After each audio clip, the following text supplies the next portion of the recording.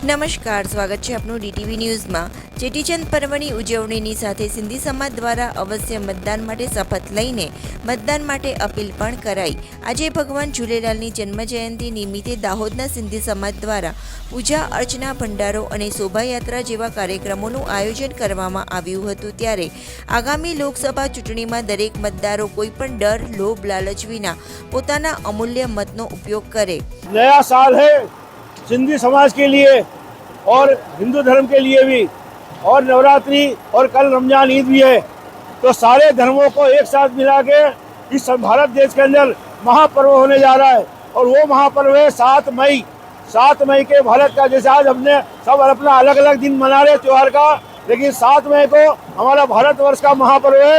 तो आप सभी भाइयों से, सभी नगरजनों के, सभी मित्रों से एक भारतवासी के नाते मेरा वारंवार प्रणाम है। मैं दुर्गेश महाराज आपको झूलेलाल की तरफ से आपको वचन देने की कोशिश कर रहा हूँ कि सब लोग घर से निकलिए, उस दिन अपना धर्म निकालिए, इस देश के लिए कुछ करने की हिम्मत रखिए। थोड़ा समय अपनी जिंदगी का निकाल के इस भारत के अच्छे भविष्य के लिए वोटिंग करने निकलिए।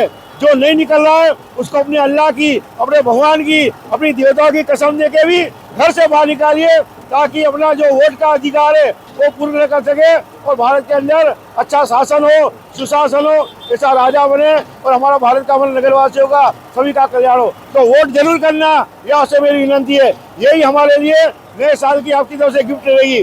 जय भारत, जय हिंद। લોકશાહીના આ પર્વમાં પોતાની ફરજ સમજીને અવશ્ય મતદાન કરે તે માટે મતદાન જાગૃતિના સંદેશ આપતા બેનરો લગાવાયા હતા, તેમજ સેલ્ફી પોઈન્ટ મૂકી મતદાન સાથે શપથ લેવડાવ્યા હતા, જેમાં દરેક સિંધી સમાજના ભાઈઓ અને બહેનોએ મતદાન માટે શપથ ગ્રહણ કરી લોકોને પણ મતદાન કરવા માટે અપીલ કરી હતી।